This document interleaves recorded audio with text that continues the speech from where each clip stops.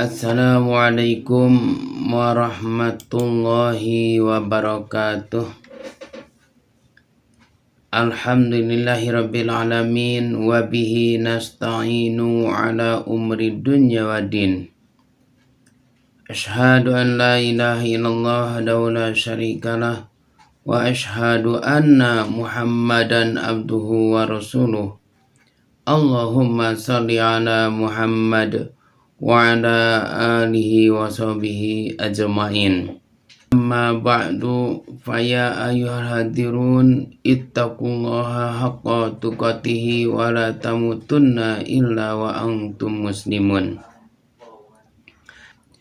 Sahabat Alif Channel 65 yang dirahmati Allah Subhanahu wa taala.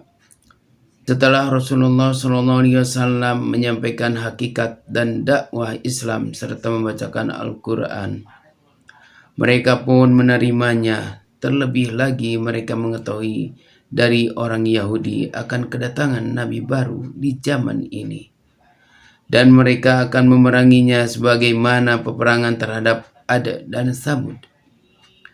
Di samping para pemuda itu sudah muak dengan peperangan yang tak pernah henti antara penduduk Madinah. Mereka berharap Rasulullah SAW dapat menyatukan mereka sehingga tidak ada lagi pertikaian dan peperangan. Setelah itu mereka kembali ke Madinah dan mendakwahkan ajaran Islam kepada penduduk Madinah, sehingga tidak ada lagi yang tersisa di rumah-rumah Ansar kecuali di dalamnya disebut-sebut nama Rasulullah SAW. Pernikahan Rasulullah SAW dengan Aisyah radhiyallahu anha pada bulan Syawal tahun ke-11 kenabian Rasulullah SAW menikahi Aisyah radhiyallahu anha saat dia berusia 6 tahun, namun baru dicampuri di Madinah pada bulan Syawal tahun ke-1 Hijriah saat Aisyah radhiyallahu anha berusia 69.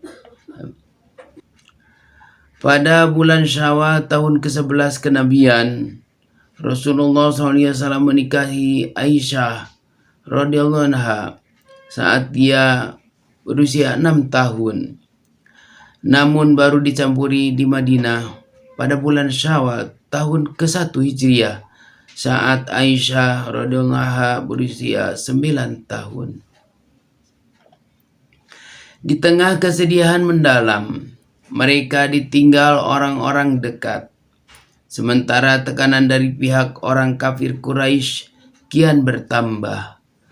Terjadilah sebuah peristiwa besar yang selalu disebut dalam sejarah, yaitu peristiwa Isra Mi'raj Rasulullah SAW.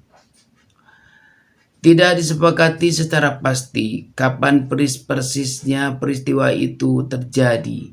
Namun yang pasti adalah bahwa peristiwa tersebut terjadi pada akhir masa kenabian Rasulullah SAW di Mekah sebelum hijrah ke Madinah.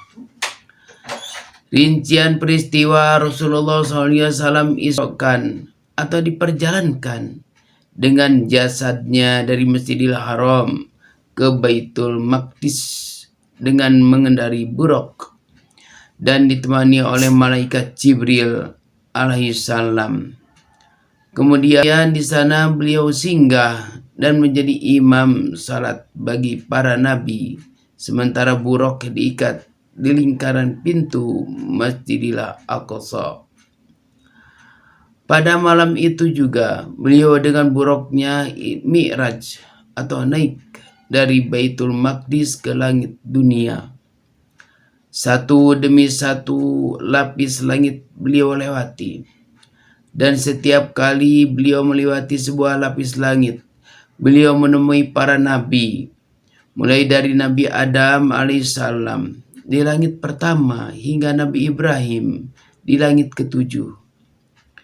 Beliau memberikan salam kepada mereka dan mereka menyambutnya dengan menjawab salam beliau seraya mengikuti kenabian beliau sallallahu alaihi wasallam. Kemudian beliau naik lagi ke Sidratul Muntaha, lalu naik lagi ke Baitul Makmur. Kemudian beliau naik lagi menemui Allah Subhanahu wa Ta'ala.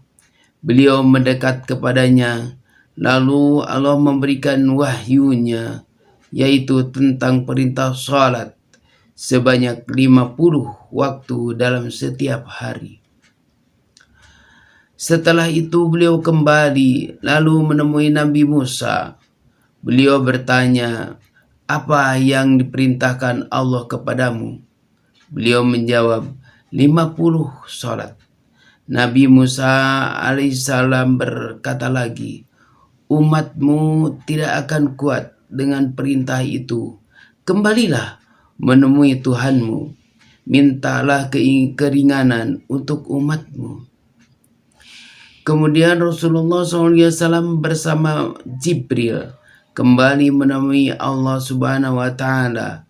Begitu seterusnya, beliau bolak-balik antara menemui Allah Ta'ala dan Nabi Musa alaihissalam untuk meminta keringanan kewajiban sholat bagi umatnya, sehingga akhirnya Allah Subhanahu wa Ta'ala memberikan kewajiban kepada Rasulullah SAW dan umatnya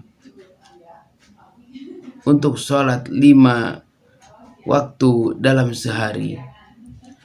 Sebenarnya Nabi Musa alaihissalam masih memerintahkan Rasulullah SAW untuk kembali, namun kali ini Rasulullah SAW menolak karena merasa malu sudah sekian kali minta keringanan dari Allah Subhanahu wa Ta'ala.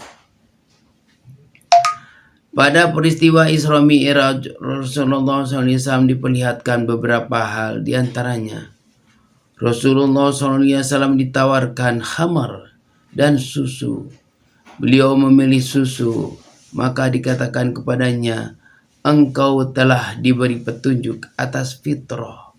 Seandainya engkau mengambil khamar, maka umatmu akan tersesat."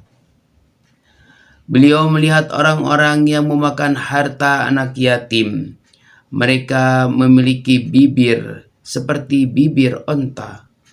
Mereka mengambil sepotong api neraka langsung dengan bibirnya itu. Lalu api itu keluar dari duburnya. Beliau juga melihat mereka yang memakan riba, memiliki perut besar yang karenanya tidak dapat bergerak. Mereka juga melihat para pezina. Di hadapan mereka terdapat daging segar yang baik, dan di sampingnya terdapat daging bangkai berbau busuk. Mereka memakan bangkai yang berbau busuk tersebut dan meninggalkan daging yang baik. Sekembalinya dari Isra Mi'raj, keesokan harinya Rasulullah SAW menyampaikan kebesaran Allah tersebut kepada kaumnya. Namun mereka mengingkarinya dengan keras. Mereka meminta agar Rasulullah SAW menjelaskan ciri Masjidil Aqsa. Maka Allah memperlihatkan baginya masjid tersebut sehingga beliau dapat melihatnya dengan jelas. Lalu beliau terangkan ciri-cirinya sehingga mereka tak dapat membantahnya. Selanjutnya Rasulullah SAW mengabarkan rombongan yang dilihatnya ketika pulang dari Isra Mi'raj. Maka beliau sampaikan tentang waktu kedatangannya. Bahkan disampaikan pula onta yang berada di depan rombongan tersebut. Ternyata semuanya persis seperti apa yang beliau sampaikan. Namun dengan semua itu, orang-orang kafir justru semakin mengingkari Rasulullah SAW dan semakin bertambah kekafirannya. Sahabat Alif Channel yang dirahmati Allah, demikianlah di bagian ke-16 ini saya sampaikan untuk para pemirsa Alif Channel 65 yang dirahmati Allah. Untuk bagian ke-17 akan saya bacakan di lain kesempatan. Wabillahi taufiq wal hidayah. Wassalamualaikum warahmatullahi wabarakatuh.